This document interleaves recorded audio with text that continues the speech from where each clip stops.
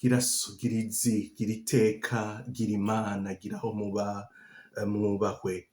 Bakunzi banywanyi ba Axia Vibes TV, iteka ryawe, iteka ryanje, iteka ryacu. Vibes TV, ukwemera kuvyara ubuzima.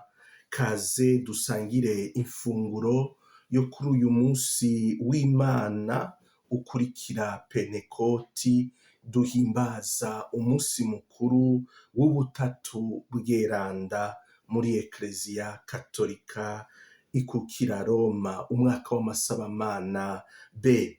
Igisomwa ca mbere Ekleziya ikivoma mu gitabo c'amategeko, ikigabane ca kane kuva ku gaharuro ka 32 gushika ku ka 34, no kuva ku gaharuro ka 39 gushika ku gaharuro ka 40.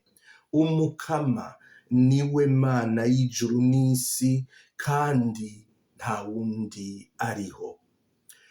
Dusengesha izaburi ya 32. Hahiriwe intara umukama yigiriye iragi. Igisomwa ca kabiri Ekleziya ikivoma mw'ibaruwa umutumwa Pawulo yandikiye abaromani, ikigabane c'8 kuva ku gaharuro k'14 gushika ku k'17. Mwaronse umutima w'abana barezwe mu nzu, udutuma tuvuga tuti Aba dawe.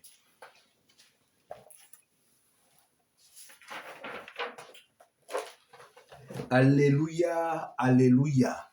Haninazwe Data na Mwana na Mutima Mweranda.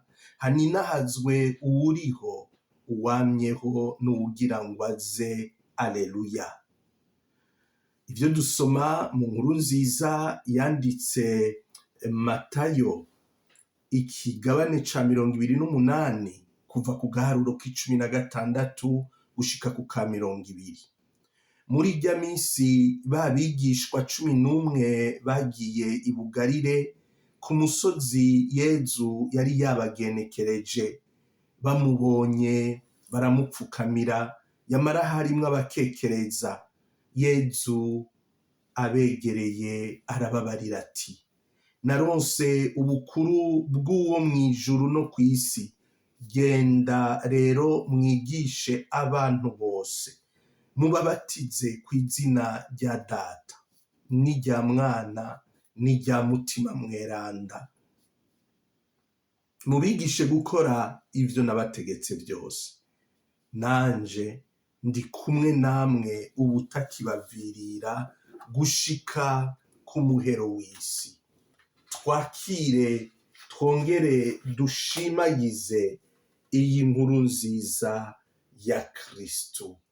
Kristu shemezwa. Nihaninahazwe Imana Data na Mwana w'ikinege w'Imana hamwe na Mutima Mweranda, kuko yatugiriye ikigongwe. Bakundwa b'Imana, bakunzi mudukurikirana kuri Axia Vibes TV, uyu munsi abakristu muri Ekleziya Katolika turaronka akaryo keza ko kuzirikana ku karanga k'Imana twemera, kuko Imana twemera itigungana akaranga kayo ikadusangiza.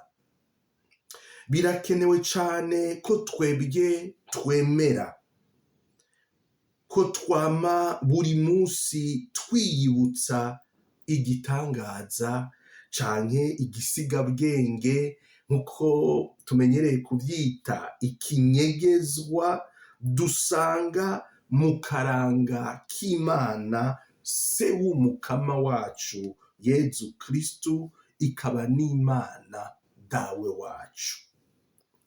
Iyo Mana niyo Abanyisirayeli bazirikanye ko, bakazirikana ku vyo yagiye irabakorera, bagaheza bakikamaza bati, umukama arengeye amakungu yose, ubuninahazwa bwiwe burengeye ubw'ijuru. Ninde ameze nk'umukama Imana yacu, aduga hejuru ngo yicareyo, akamanuka kugira ngo arabe ibiri mw'ijuru n'ibiri kw'isi. Ni Zaburi y'113 kuva ku gaharuro ka 4 gushika ku ka 6. Ni nayo majambo twumva mu gitabo c'amategeko mu gisomwa ca mbere. Uyu munsi abanyisirayeli baratangarira ingene iyo Mana iri hafi yabo. Erega iyo Mana iri bumanuke bakunzi b'umukama, iyo Mana iri bumanuke hagati yacu, iracika Imana kumwe natwe muri Yezu Kristu. Yagizwe Kristu, yavutse ari Yezu, agigwa Kristu mu gupfa no kuzuka kwiwe. Niwe gitabo, uyo Yezu Kristu niwe gitabo cuguruwe na rya cumu yacumitwa na wa musirikare. Uyo Yezu Kristu ni umwana w'ikinege w'Imana, akaduhishuka ko Imana ari dawe. Imana ni rukundo rwitanga, Imana n'ubuzima ikaba na mutima. Imana ntiyashinze gusa ihema ryayo hagati yacu, ahubwo yaraje kutwinjiza mu buzima bwayo. Koko ububasha bw'Imana bwatugabiye ibikenewe byose vyerekeye ubuzima no kubaha Imana, mu kutumenyesha uwaduhamagaye kubera ubuninahazwa n'iteka ryiwe. Kubera ivyo twaragabanye imihango y'agaciro kandi y'agakura. Nico catumye mucika inshuti z'Imana. Uyo ni Petero mw'ibaruwa ryiwe rya 2 ikigabane ca mbere kuva ku gaharuro ka 3 gushika ku ka 4. Bakunzi ba Axia Vibes TV, mutima ni watwinjiza mu bucuti n'Imana, ubucuti bwa papa n'umwana. Mutima ni watwinjiza muri ubwo bucuti bwa papa mwiza cane n'umwana wiwe. Mutima aratera mu mutima wacu, akadufasha kwatura ko Yezu ari umukama no kwemeza ko turi abana b'Imana.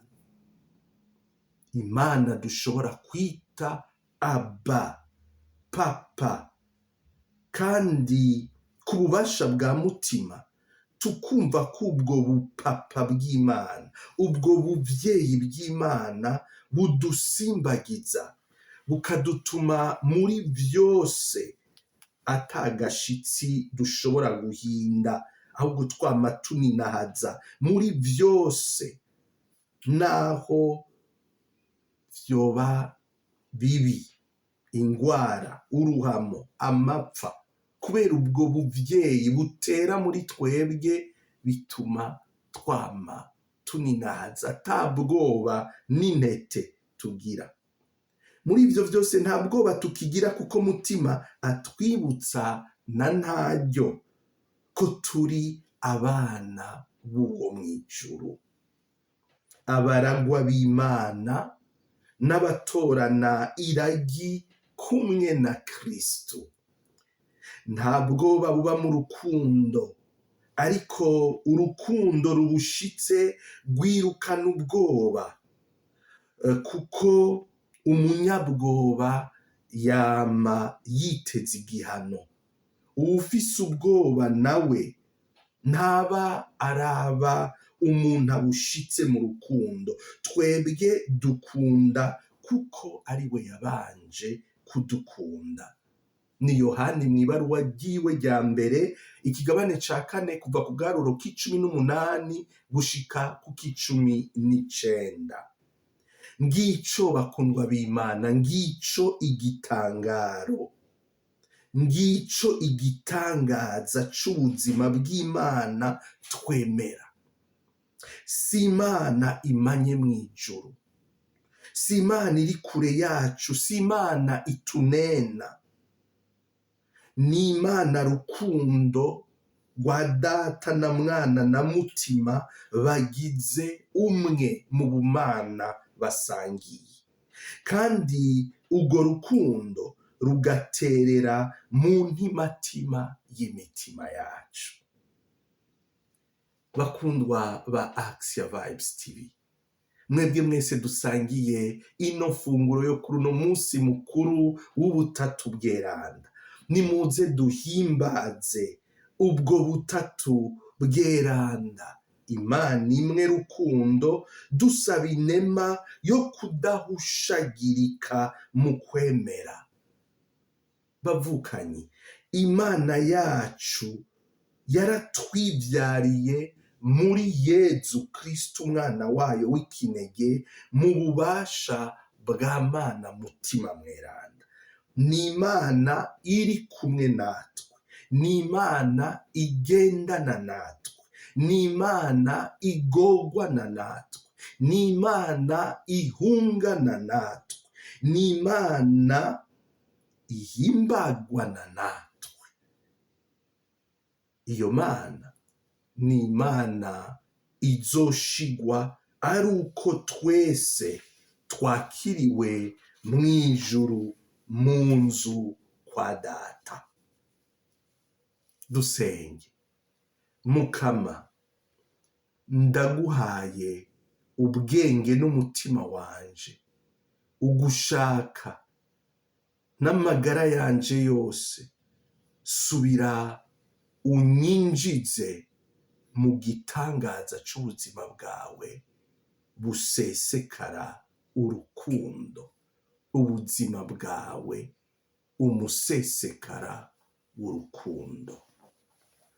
Murakoze bakunzi ba Action Vibes TV, turabipfurije umunsi mukuru mwiza w'ubutatu bweranda, tubandanye dusangira ubuzima bw'iteka kuri ino mbonesha kure yacu.